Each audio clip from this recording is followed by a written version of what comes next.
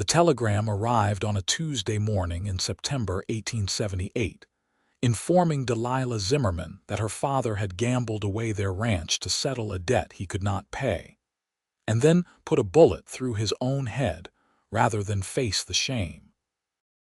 She stood in the cramped boarding house room in St. Louis, staring at the words until they blurred, her hands trembling so badly the paper rustled like autumn leaves. 22 years old, alone in a city that cared nothing for her predicament, with exactly $11 to her name and no family left in the world. Her mother had died bringing her into it, and now her father had chosen to leave it rather than face his failures. The ranch in Nevada where she had spent her childhood was gone, sold to pay debts she had never known existed. The landlady knocked sharply on the door. "Rent is due tomorrow, Miss Zimmerman. I will not carry you another week." Delilah pressed her palm against her mouth to stifle the sob that threatened to escape. She had been working as a seamstress in a dress shop, but the pay barely covered her room and meals. There was no way to save enough to return west, no way to reclaim what had been lost, no way forward that did not lead to darker possibilities she refused to consider. That evening, she saw the advertisement in the newspaper someone had left in the boarding house parlor. "Hardworking rancher in Unionville, Nevada seeks practical wife. Must be of good character and willing to work. Will pay passage. Write to Thomas Xavier, care of Unionville Post Office, Nevada."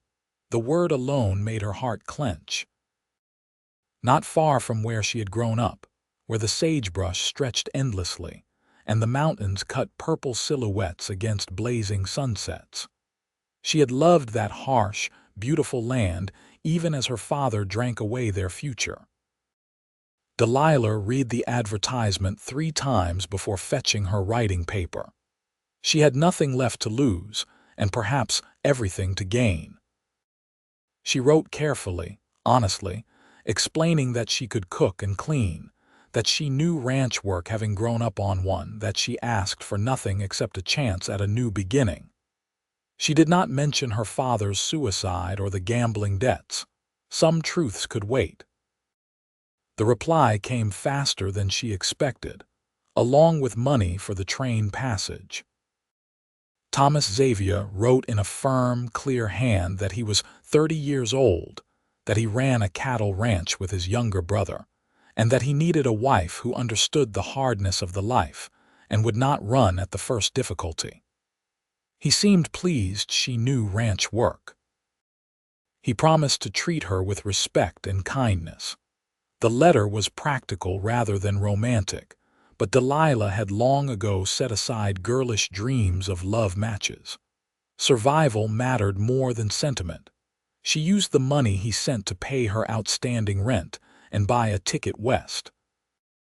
The train journey took days, the landscape shifting from green to brown to the stark beauty of desert and mountain.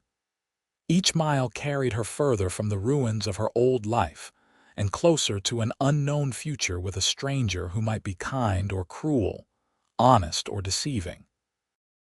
She tried not to think too hard about what she was doing, marrying a man whose face she had never seen, whose character she knew only through 2 letters. Unionville sat in a valley in Humboldt County, Nevada, a small mining and ranching town that had seen better days. When Delilah stepped off the stage in late October, dust swirling around her worn boots, she scanned the handful of people waiting and wondered which was Thomas Xavier. A tall man separated himself from the others and removed his hat. He had dark hair that needed cutting, sun-weathered skin, and gray eyes that studied her with careful attention. He was handsome in a rugged way, all sharp angles and lean muscle, but it was his expression that caught her notice. Cautious, uncertain, perhaps as nervous as she felt. "Miss Zimmerman." His voice was deep, roughened by years of shouting over wind and cattle. "Yes, Mr. Xavier, Thomas, just Thomas." He twisted his hat in his hands. Your journey was all right, long but uneventful. She smoothed her skirt, acutely aware of how travel-stained she must look. Thank you for the passage money. You brought it. The question came quickly, almost sharply. Delilah blinked in confusion. Brought what? The money for the passage. His jaw tightened. I know things are uncertain. If you decided this was not what you wanted, if you want to leave, I understand. But I will need the money returned. It was most of what I had saved. Heat rushed to her face as understanding dawned. He thought she might take his money and disappear, leaving him cheated and foolish. Perhaps other men who advertised for wives had learned that lesson the hard way. I would not do that, she said quietly. I gave you my word. Something in his expression eased slightly. Then we should get you settled. The preacher is waiting at the church. My brother Jake is there as witness. We can marry today if you are willing, or you can stay at the boarding house tonight and decide in the morning. I will not force you.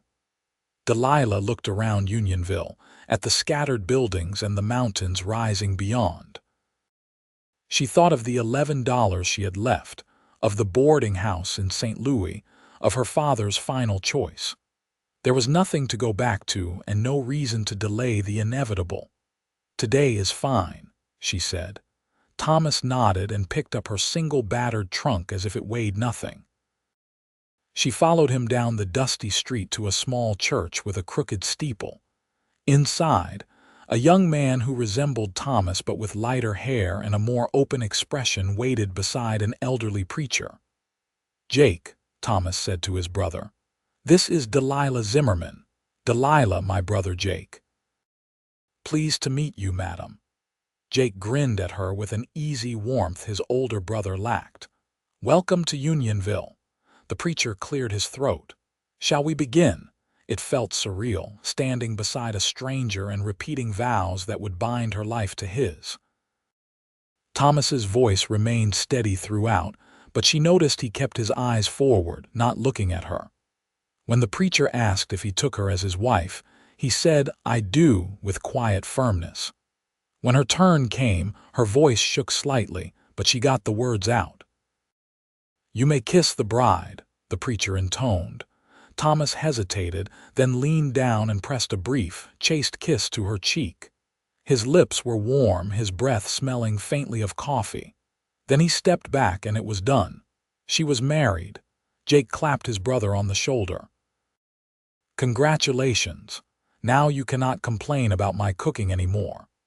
I never complained, Thomas said. You absolutely did. You said my biscuits could be used as ammunition. Despite the strangeness of the situation, Delilah felt her lips quirk slightly. The brothers had an easy rapport that spoke of genuine affection. The preacher coughed. There is the matter of my fee. Thomas reached into his pocket, and Delilah saw his face tighten as he counted out coins. She remembered what he had said about the passage money being most of his savings. Looking at his worn clothing, the carefully mended tear in his shirt, she understood that this marriage had cost him dearly in ways beyond emotion. Guilt twisted in her stomach. She had not come here to be a burden, to take without giving. When they had corresponded, she thought she understood the practical nature of the arrangement. He needed a wife to help run the ranch. She needed security and a home. But standing in the church, watching him count out money he could barely spare, she felt the weight of obligation settle heavily on her shoulders. As they left the church, Delilah reached into her bag and pulled out the small cloth purse that held her remaining money. $11. Not nearly what he had spent on her passage, the preacher's fee, all of it, but it was all she had. Thomas, wait. He turned, eyebrows raised. She held out the purse. I want to give you this. It is not much, but it is everything I have.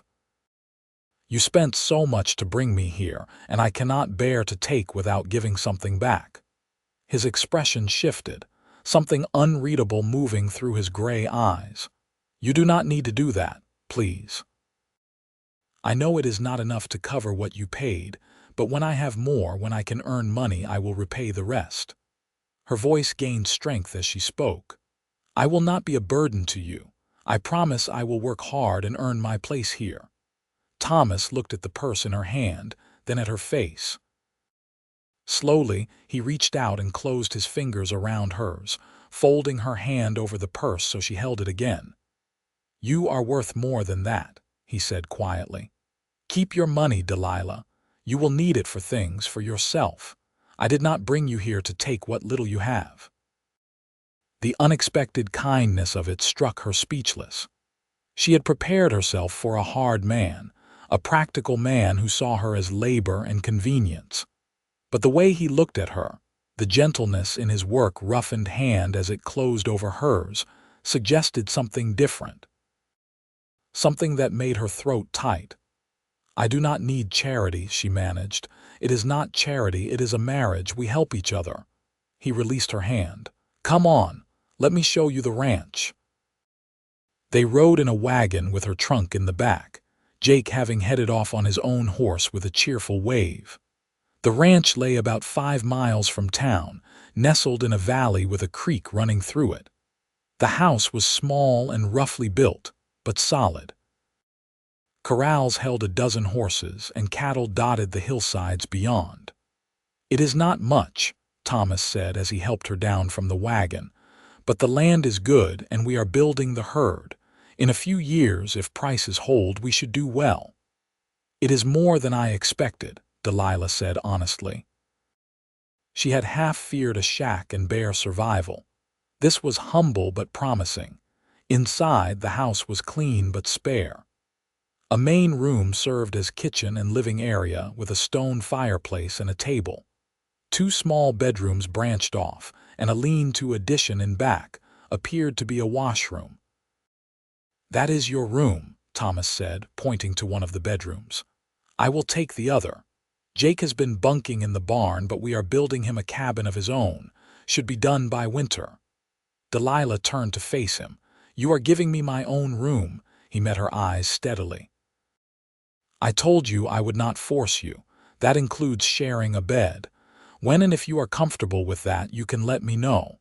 Until then, you have your privacy." She had expected him to claim his marital rights immediately. That was how these arrangements worked. Yet here he stood, offering her space and choice. "Thank you," she said softly. He nodded once, looking almost embarrassed. "I will bring in your trunk. Supper is in an hour. Nothing fancy, just stew." After he left, Delilah sank down on the narrow bed in what was now her room and pressed her hands to her face. She had married a stranger. She lived in a remote ranch in Nevada. Her father was dead and her old life was ashes. Yet somehow, against all expectation, she felt the faintest stirring of hope. The weeks that followed established a routine. Delilah woke before dawn to start breakfast, cooking for Thomas, Jake, and the 2 ranch hands who helped with the cattle. She cleaned, mended clothing, tended a small vegetable garden that struggled in the Nevada soil, and learned the 1,000 small tasks that kept a ranch household running. Thomas worked from sunup to sundown, often coming in so exhausted he barely spoke through supper. But he was never unkind. He thanked her for meals, asked if she needed anything from town, fixed things around the house without being asked. He remained scrupulously respectful, never entering her room, never touching her beyond the occasional accidental brush of hands. It should have been enough. It was more than many women in practical marriages received. Yet as November gave way to December, Delilah found herself watching him more, noticing the way his rare smiles transformed his stern face, the careful way he handled injured animals, the patience he showed teaching Jake to break a particularly stubborn horse. She began to wonder what it would be like if this were a real marriage in all senses. If he held her at night, if she had the right to touch him freely, if the careful distance between them dissolved into genuine intimacy. One evening, she found him in the barn splinting the leg of a calf that had gotten caught in a gully. His hands were gentle despite their size, his voice low and soothing as he worked. "Will it heal?" she asked from the doorway. He glanced up. Might have a limp, but it will live." He finished securing the splint and stood, brushing straw from his pants. "Did you need something? I was just checking on you. You missed supper." "I ate some biscuits earlier." He moved closer, and in the lamplight she could see the weariness etched into his face. "You should not have waited up." "I wanted to." The confession slipped out before she could stop it. Something shifted in his expression. "Delilah, you have been very kind to me," she said quickly. "Kinder than you needed to be. I want you to know I appreciate it. You have worked hard. You have earned your place here." He hesitated. "Are you happy, or at least not miserable?" The question surprised her. "I am not miserable, are you?" "No." He stepped closer, near enough that she could feel the warmth radiating from him in the cold barn. "I thought this would be more difficult. Having someone here adjusting, but you fit into the life, into this place." His hand lifted as if he might touch her face, then dropped back to his side. "I am glad you came, Delilah, even if this is not what you truly wanted. What I wanted does not matter much. This is what I have, and I am grateful for it." She met his eyes. "But what about you? What did you want?" He was quiet for a long moment. "I wanted someone who would not leave, who would stay through hard times. Everything else was secondary." "And do you think I will stay?" "I hope so." The words were barely above a whisper. She reached out then, driven by an impulse she did not fully understand, and laid her hand on his chest. She felt his heart beating, strong and steady. He went very still. "I will stay," she said. "You do not have to wonder about that." His hand came up to cover hers, pressing it more firmly against his chest. "You can change your mind. If you do, I will help you get wherever you want to go. I will not trap you here." "I know." And she did. That was what made the difference. He was giving her choice, which meant her staying would be genuine. They stood like that for a moment, her hand on his chest, his hand covering hers, something fragile and new building between them. Then a horse whinnied in its stall, breaking the spell, and Thomas stepped back. "You should get inside where it is warm," he said, his voice rough. "I will be in shortly." Delilah nodded and left the barn, her heart beating faster than it had any right to. Something had changed in that moment. Some barrier had thinned. She wondered if he felt it too, or if she was imagining things because she was lonely, and he was the only man who had shown her kindness in a very long time. Winter came hard to Unionville that year. Snow fell thick and heavy, piling in drifts that reached the windowsills. The cattle had to be fed every day, a brutal task in the freezing wind. Thomas and Jake worked until they were nearly frozen, stumbling in each evening caked with ice and snow. Delilah kept the fire roaring and hot food ready. She heated water for them to wash, dried their clothes overnight, and made sure they had warm meals to sustain them through the next day's labor. It was exhausting work, but she never complained. This was what she had signed up for, what ranching life demanded. One particularly bad night, a blizzard howled outside so fiercely that Jake could not make it back to his half-built cabin. He slept on the floor by the fire, wrapped in blankets. Thomas tried to do the same, insisting Delilah keep her room, but she saw how he shivered even close to the fire. "This is foolish," she said finally. "The bed is big enough for two. We are married. There is no scandal in sharing a bed for warmth." Jake, half asleep, mumbled something about propriety not being worth freezing to death. Thomas looked at her, the firelight casting shadows across his face. "Are you sure?" "I am sure. Come on before you catch your death." They lay on opposite sides of the narrow bed, a careful space between them, both fully clothed. Delilah could feel the heat of him, hear his breathing in the darkness. The wind screamed outside, rattling the shutters.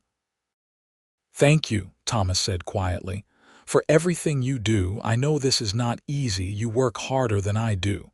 Different work, still hard." He was quiet for a moment.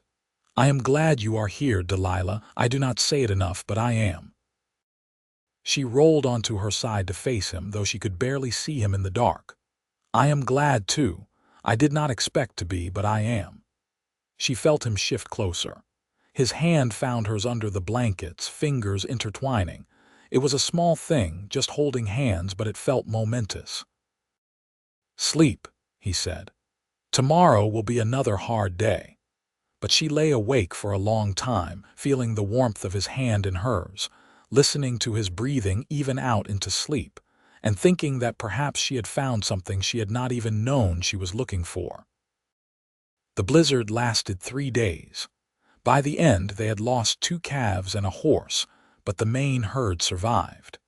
When the sun finally broke through, the world was blinding white and bitterly cold.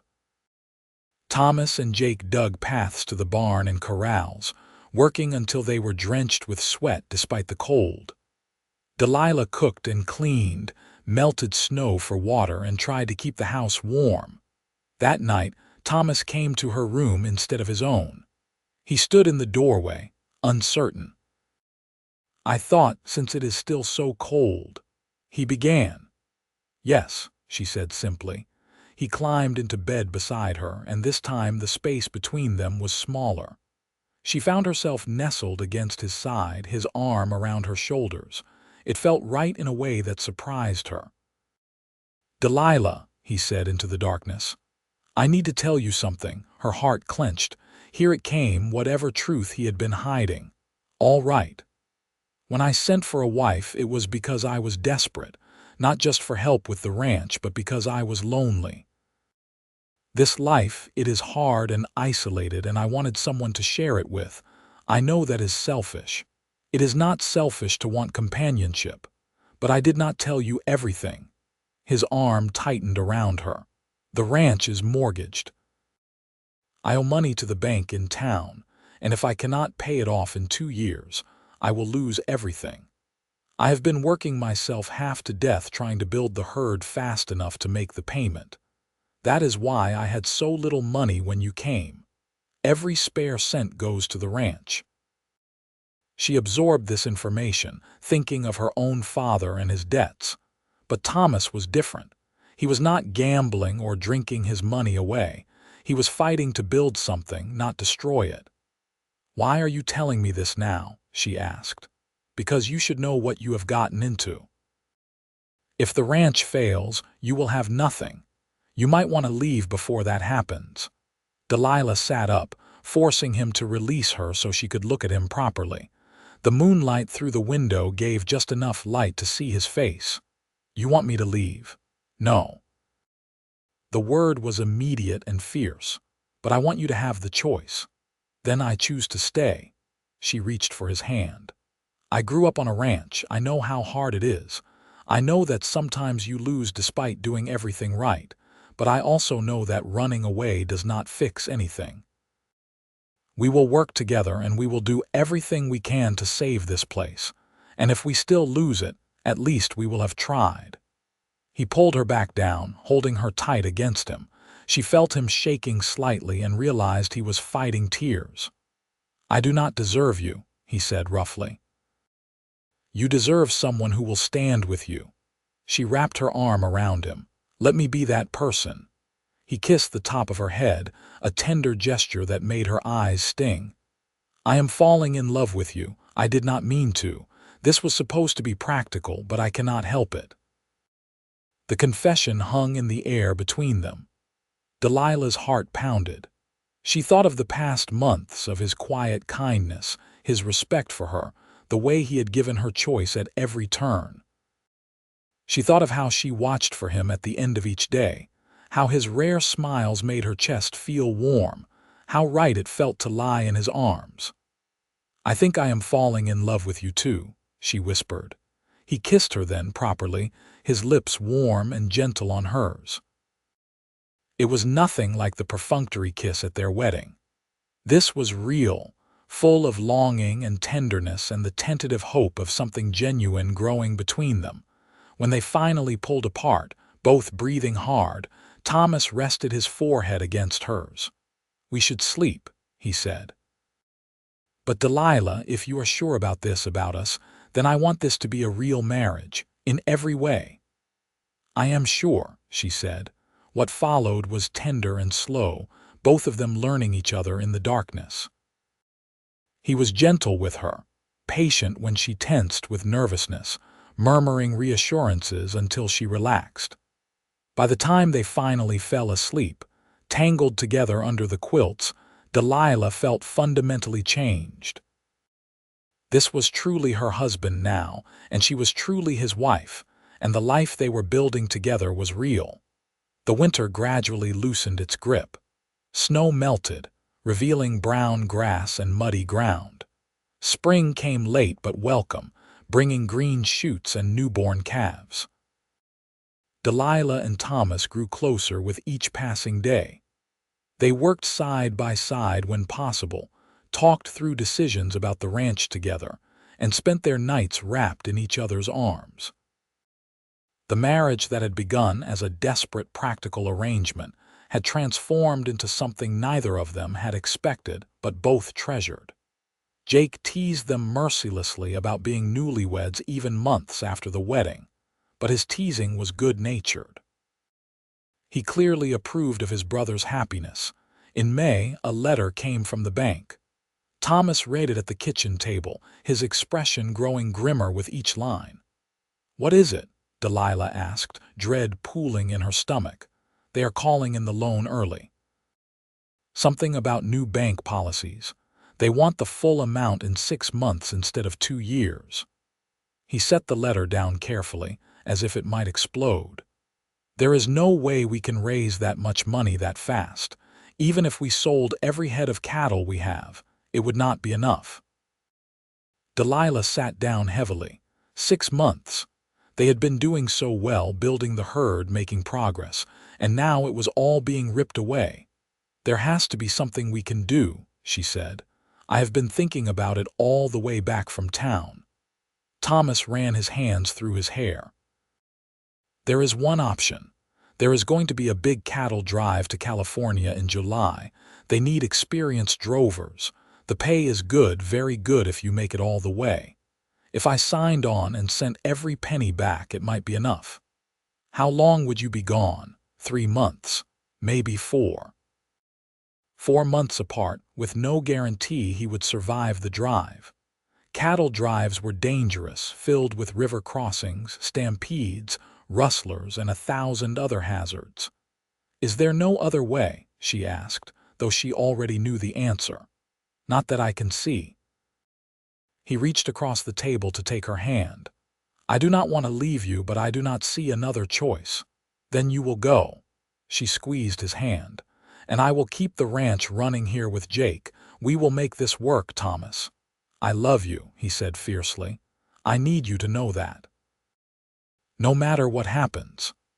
I love you too. Which is why you are coming back to me, safe and whole." He left in early July, riding out with a crew of 24 men and 3,000 head of cattle. Delilah watched him disappear into the distance, her hand pressed over her mouth to keep from calling him back. Then she squared her shoulders and went back to work. The months without Thomas were the longest of her life. She and Jake managed the ranch together, but it was brutally hard work. They hired one of the ranch hands back part-time to help with the heaviest tasks, carefully hoarding their meager money to cover his wages. Delilah found herself lying awake at night, staring at the empty space beside her in bed, praying that Thomas was safe. She imagined 1,000 disasters, stampedes crushing him, rivers drowning him, outlaws shooting him. The not knowing was agony. Letters came occasionally, brief and stained with travel, but each one was a lifeline. He was alive. He was thinking of her. He was counting the days until he could come home. In September, a different letter arrived, this one from the trail boss. Delilah's hands shook as she opened it, terrified it was a death notice. Thomas Xavier was injured in a stampede 3 weeks ago, the letter read. Broken ribs and a busted leg. He is recovering but cannot ride. I sent him back on a supply wagon heading east. He should reach Unionville within the week. He completed most of the drive and will receive his full pay. Jake found her crying over the letter in the kitchen. What happened? He demanded. Is Thomas dead? No, injured but alive. He is coming home. She wiped her eyes. He is coming home, Jake. Thomas arrived on a Thursday afternoon, transported in the back of a freight wagon. His face was gaunt, his legs splinted, his chest wrapped tightly. But he was alive and conscious, and the first thing he said when he saw Delilah was her name. She helped him into the house, crying and scolding him at the same time for scaring her half to death. He bore it with a faint smile, wincing each time he moved. I got the money, he told her once they had him settled in bed. All of it. It is in the saddlebag. Should be enough to pay the bank and have some left over. I do not care about the money right now, Delilah said fiercely. You could have died, but I did not. I came back to you just like I promised. He caught her hand. How did things go here? Fine. We managed. Jake has been wonderful. She sat carefully on the edge of the bed. The bank sent another letter. They have given us until the end of October to pay. Then we will pay them. He closed his eyes. God, I am tired. Sleep. I will be here when you wake up. She kept that promise, staying by his side as he slept, watching the rise and fall of his chest and thanking God he had made it home. His recovery was slow. The ribs healed within weeks, but the leg took longer. Delilah nursed him through it all, helping him with tasks he could not manage alone, brooking no argument when he tried to work too soon. You are worse than a jailer, he complained one afternoon when she stopped him from trying to walk to the barn on crutches. You are worse than a stubborn mule, she retorted. Sit down before you fall down. He sat but pulled her down onto his lap, making her squeak in surprise. I missed you, he said, nuzzling her neck. So much. Every day on that drive I thought about coming home to you. I missed you too. She turned to kiss him properly. Do not ever scare me like that again. I will do my best. But Delilah, we need to talk about what happens next. What do you mean? The drive money will pay off the bank, but it will take everything. We will be starting from scratch again, building the herd back up. It will be years before we are really stable. He looked at her seriously. I know this is not what you signed up for. I promised you security, and instead I have given you hardship. You have given me a home and a husband I love. That is more than I ever expected. She cupped his face in her hands. I do not need wealth, Thomas. I just need you. You are remarkable, you know that. I am practical. There is a difference. He kissed her again, deeper this time, and she felt the familiar heat building between them. His hand slid to her waist. How are your ribs? She asked breathlessly. Healed enough, he said, and proved it by lifting her and carrying her to their bedroom despite her protests about his leg. The end of October arrived with crisp autumn air and golden light. Thomas, still limping slightly but mostly recovered, rode into town with the money from the cattle drive. Delilah went with him, wanting to see this moment with her own eyes. The bank was a solid brick building that seemed to loom over the street. Inside, the banker sat behind a large desk, looking over his spectacles as they entered. Mr. Xavier, I wondered if you would make the deadline. I am here to pay off the mortgage. Thomas set a heavy pouch on the desk. That is the full amount owed plus interest.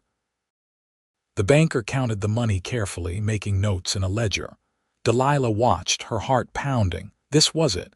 If the money was not enough, they lost everything. Finally, the banker looked up. This settles the debt. The ranch is yours free and clear. He pulled out a document and signed it. Here is your receipt. Good day. They walked out of the bank into the sunshine, and Delilah felt like she could breathe properly for the first time in months. Thomas stopped on the boardwalk and turned to her. "We did it," he said, a rare, broad smile crossing his face. "We actually did it." "You did it. You earned that money. We did it together. You kept the ranch running while I was gone. You took care of me when I came back broken. This is as much your victory as mine." He pulled her into his arms, not caring who saw. "I could not have done any of this without you." She held him tight, feeling the solid strength of him, the beating of his heart. "I love you, Thomas Xavier." "I love you too, Delilah Xavier." He kissed her right there on the boardwalk, and several passers-by chuckled or offered congratulations. On the way home, they stopped by the general store. Thomas bought peppermint sticks and a length of pretty blue fabric. "For you," he said, handing Delilah the fabric. "I know it is not much, but I wanted to get you something nice." "It is perfect." She fingered the soft cotton. "I can make a new dress. You deserve more than one dress." His expression turned serious. "I want to give you things, Delilah, nice things. A better house, prettier clothes, trips to California maybe. I know I cannot do it right now, but someday." "I have everything I need," she said softly, "but I will not refuse gifts if you want to give them." That night, lying in bed, Thomas pulled her close. "I have been thinking," he said, "about the future, about what we are building here." "What about it?" "I want children, with you, a family." He stroked her hair. "But only if you want that too. I know bringing children into this hard life is asking a lot." Delilah thought about it, imagining a child with Thomas's gray eyes running through the ranch, growing up under the big Nevada sky. "I want that too, very much." "Yeah," his voice held wonder. "Yes, I want to build a family with you. I want our children to inherit this ranch we have fought so hard for." He kissed her, deep and passionate, and they made love with a new sense of purpose, of building toward a future together. The years that followed were hard but good. The ranch grew slowly but steadily. They added more cattle, improved the house, built Jake his own cabin on the far side of the property when he married a schoolteacher from town named Alice.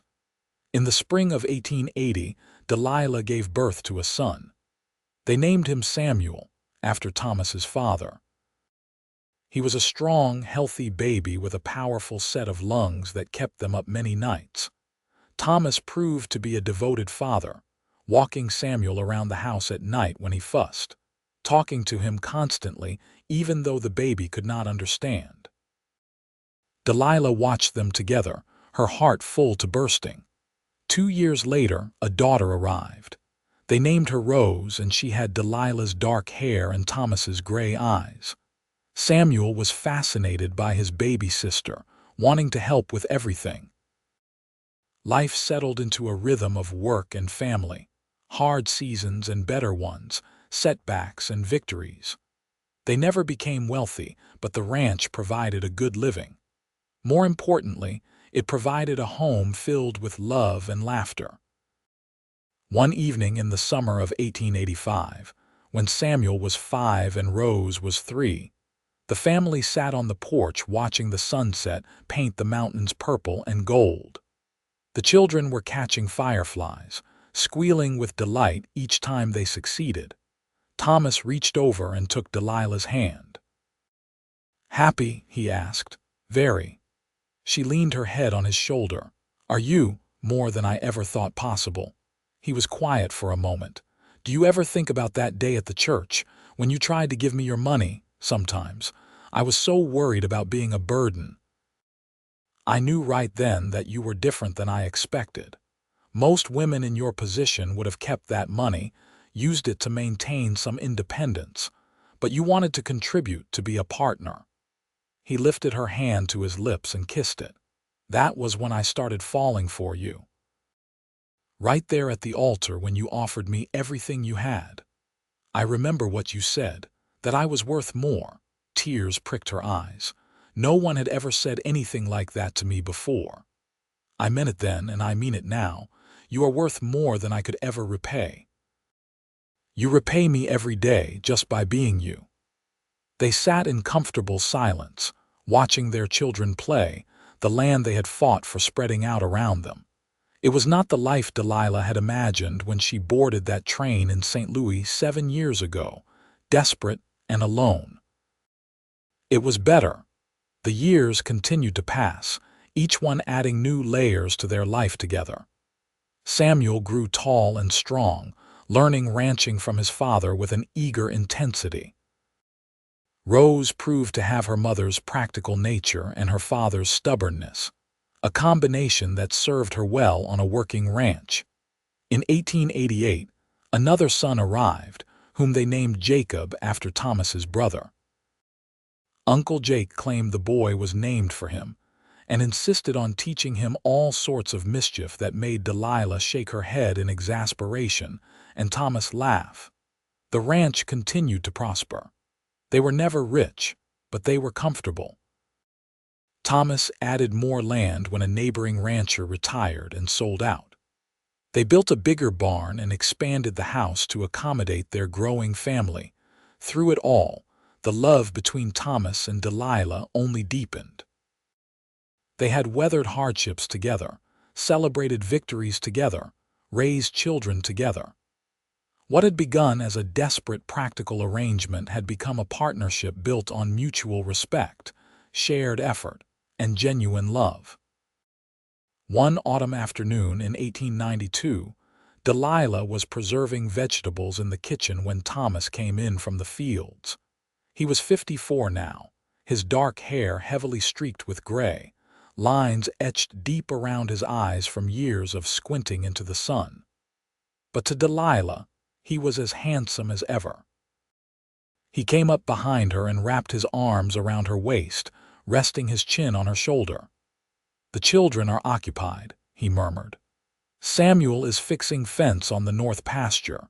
Rose is at Alice's learning to make a fancy cake, and Jacob is with Jake, who is corrupting him as usual." "What are you suggesting, Mr. Xavier?" Delilah asked, even though she knew perfectly well. "That we take advantage of a rare moment of privacy." He kissed the side of her neck. "Unless you are too busy with those vegetables." She laughed and turned in his arms. "The vegetables can wait." They retreated to their bedroom, and even after 14 years of marriage, the passion between them had not dimmed. If anything, it had grown richer, enhanced by deep knowledge of each other, by years of trust and intimacy. Afterward, lying tangled together in the afternoon light, Thomas traced patterns on her shoulder. "I have been thinking," he said. "About what?" "About how different my life would be if you had not answered that advertisement. If you had been too afraid or too proud or just not desperate enough." "I think about that sometimes too," Delilah admitted. "What would have happened to me in St. Louis? None of it would have been good. I would have been here alone, probably bitter and definitely lonely. Jake might have stayed, but eventually he would have left to find his own life. I would have lost the ranch because I could not have kept it going alone." He pulled her closer. "You saved me, Delilah, in every way a person can be saved. You saved me too. You gave me a home and a family and a life worth living." She kissed his chest, right over his heart. "I love you so much, Thomas, more than I can put into words. I know, I feel the same way." He was quiet for a moment. "Promise me something, anything. If something happens to me, you will not let this place go. Keep it for the children. Make sure they know what we built here, what it cost, why it matters." "Nothing is going to happen to you," Delilah said fiercely. "Eventually something will happen to both of us. That is just life." He stroked her hair. "But when it does, I want to know that what we built will continue. That our children and their children will have this land, this home." "I promise," she said. "But you have to promise me the same thing. If I go first, you keep going. For the children." "I promise." They held each other as the afternoon light faded, both aware of the passage of time but choosing to focus on the present moment, on the warmth of each other and the life they had created. The children grew older. Samuel married a rancher's daughter from the next valley over and brought her to live on the ranch. Together with Thomas, they expanded operations even further, running cattle on leased government land during the summer months. Rose surprised everyone by announcing she wanted to go to normal school and become a teacher. Thomas initially resisted, not wanting his daughter to leave, but Delilah convinced him to let her pursue her dreams. Rose went to Carson City for 2 years of training and returned as a certified teacher, taking over the small school in Unionville. Jacob proved to be a gifted horseman, training mounts that were sought after throughout the region. He set up a breeding operation on his portion of the ranch, working closely with his uncle Jake, who had never lost his love for horses. Thomas and Delilah became grandparents for the first time in 1895, when Samuel and his wife had a daughter. More grandchildren followed over the years, filling the ranch with noise and laughter. On their 20th wedding anniversary in 1898, Thomas took Delilah on a trip to San Francisco, something they had talked about for years but never managed. They left the ranch in Samuel's capable hands and boarded the train west. San Francisco amazed and overwhelmed Delilah. The crowded streets, the tall buildings, the ocean stretching to the horizon, it was all so different from Unionville. But what she enjoyed most was having Thomas all to herself for 2 weeks, exploring the city together, eating in restaurants, staying in a proper hotel. One evening, walking along the waterfront, Thomas stopped and pulled her close. "You ever regret it?" he asked. "This life you chose?" "Sometimes I think about what you could have had if you had married differently, someone wealthier, someone who could have given you an easier life. I have never regretted it, not once." Delilah looked up at him. "You gave me exactly what I needed, a partner, a home, a purpose. The fact that I also got love was more than I ever hoped for." "I am a lucky man," Thomas said. "We are both lucky," she smiled. "Now buy me some of that saltwater taffy before we go back to the hotel. I want to bring some to the children." They returned to Unionville restored and happy, ready to dive back into ranch life. The years continued their steady march forward. As the new century arrived, Thomas was in his early 60s, still working the ranch but letting Samuel take on more of the leadership. Delilah was in her mid-40s, her dark hair now threaded with silver, her hands showing the work of decades.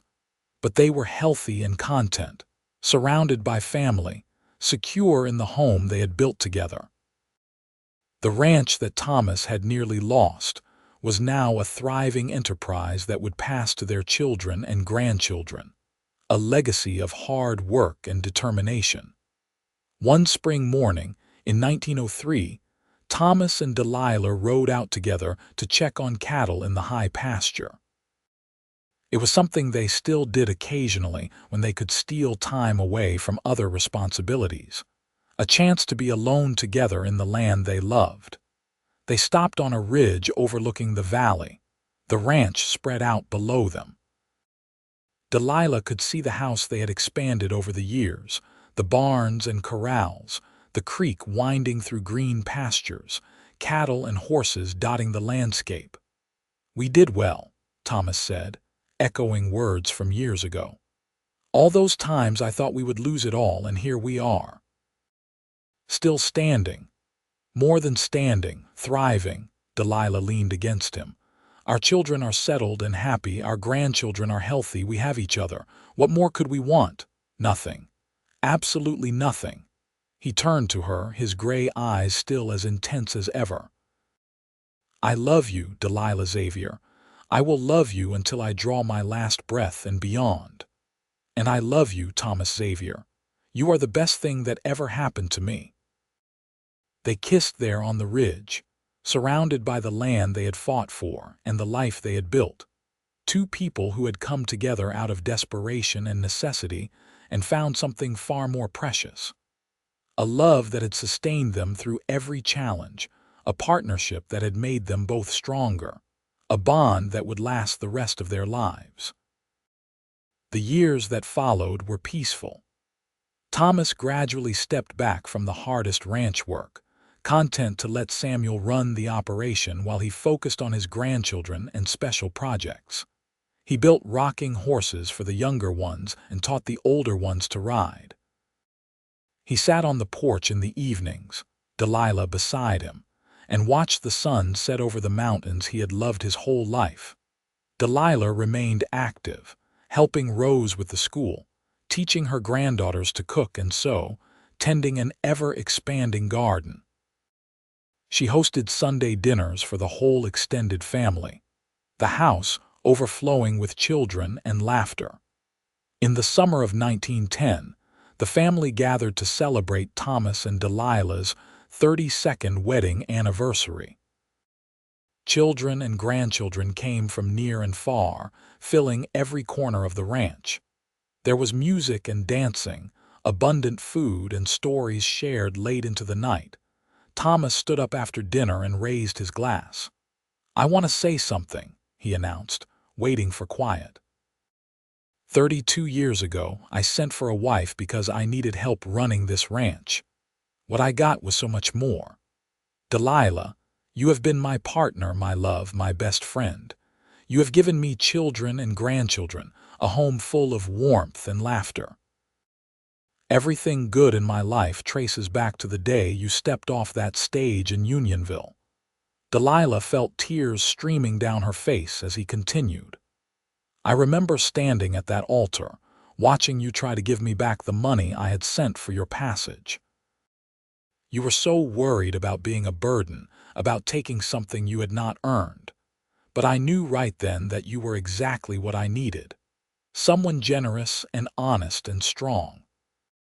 So I told you then, and I will tell you now in front of everyone we love, you are worth more than any amount of money could ever buy.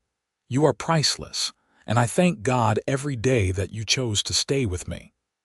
The whole family applauded and cheered. Delilah stood and went to Thomas, hugging him tight while their children and grandchildren whistled and called out encouragement. "I love you," she whispered in his ear. "My wonderful, stubborn, dear husband, I love you so much." "I love you too," he said, "always and forever." They danced together that night under the stars, surrounded by the family they had created and the land they had preserved. It was a perfect moment, a crystallization of everything they had built together. The following years brought the inevitable changes that time brings. Uncle Jake passed away in his sleep in 1912, and Thomas grieved deeply for his brother and best friend. Delilah held him through his sorrow, as he had held her through her own losses over the years. More grandchildren arrived, and then great-grandchildren. The ranch continued to thrive under Samuel's management, adapting to new technologies and changing markets while maintaining the core values Thomas and Delilah had instilled. Thomas developed a cough in the winter of 1915 that would not go away. The doctor said it was his lungs, weakened by years of breathing dust and smoke. He was 77 years old and had worked hard every day of his life. His body was finally wearing out. Delilah nursed him through that winter and into the spring, never leaving his side for long. They spent hours talking, remembering their life together, making plans for the ranch's future even though they both knew Thomas would not see those plans come to fruition. "I am not afraid," Thomas told her one afternoon in May. "I've lived a good life, better than I ever expected. I am ready when the time comes." "Well, I am not ready to let you go," Delilah said fiercely. "So you just hang on, Thomas Xavier." He smiled, the same smile that had won her heart so many years ago. "I will try. For you, I will try." He lasted through the summer, growing weaker but still sharp-minded and aware. The family came in shifts to visit, to say their goodbyes, to thank him for the foundation he had built for them all. On a warm September evening, with Delilah holding his hand and their children gathered around, Thomas Xavier drew his last breath. He died peacefully, looking at Delilah's face, his expression one of love and contentment. Delilah sat with him for a long time after, holding his hand, remembering the young man who had stood uncertainly at the stage stop 37 years ago, hoping she would stay. She thought about all the years between then and now, every moment of joy and sorrow they had shared. "Thank you," she whispered to him. "Thank you for giving me a home, for loving me, for building this beautiful life with me. I will see you again someday, my love. Wait for me." They buried him on a hill overlooking the ranch, the place he had loved most in the world. The whole community turned out for the funeral, a testament to the respect he had earned over a lifetime of honest work and fair dealing. Delilah continued on without him, though part of her felt missing. She remained active in the ranch's operations, advising Samuel and teaching her grandchildren and great-grandchildren about the early days, about how she and Thomas had nearly lost everything and fought to keep it. She lived to see her great-grandchildren grow up, to see the ranch prosper beyond anything she and Thomas had imagined. She remained sharp and engaged until the very end, a beloved matriarch who embodied the strength and determination of the pioneer generation. On a cool October morning in 1925, Delilah woke feeling peaceful and ready. She was 69 years old, had lived to see the ranch celebrate its 50th year, and had outlived Thomas by a decade. It was enough. It was more than enough. She dressed carefully in her best dress, the blue one Thomas had bought fabric for all those years ago, lovingly preserved and remade several times. She wrote letters to each of her children, grandchildren, and several great-grandchildren, expressing her love and passing on final bits of wisdom. Then she walked to the hill where Thomas was buried and sat down beside his grave, leaning back against the headstone. Samuel found her there that afternoon, a peaceful smile on her face, her hand resting on Thomas's grave as if she were holding his hand one last time. She had simply closed her eyes and gone to join him. They buried her beside Thomas, and the whole family gathered once more. Samuel stood at the graveside and told the story his mother had told him many times, of a desperate woman and a lonely rancher who had entered a practical arrangement and found love instead. "They built all of this," Samuel said, gesturing to the ranch spread out below. "Not just the land and the buildings, but the family. They showed us what it means to work hard, to keep your promises, to stand by each other no matter what. That is their real legacy. Not the ranch, as important as it is, but the example they set." The ranch remained in the family for generations after, each inheritor adding their own chapter to the story, while honoring the foundation Thomas and Delilah had laid. The family never forgot the story of their beginning, of the woman who tried to return money at the altar and the cowboy who told her she was worth more, because that moment had defined everything that came after. It showed that Thomas saw her not as a transaction, but as a person of value. It showed that Delilah was willing to give everything she had to be a true partner. And from that moment of mutual respect and unexpected tenderness grew a love that shaped not just two lives, but generations of lives to come.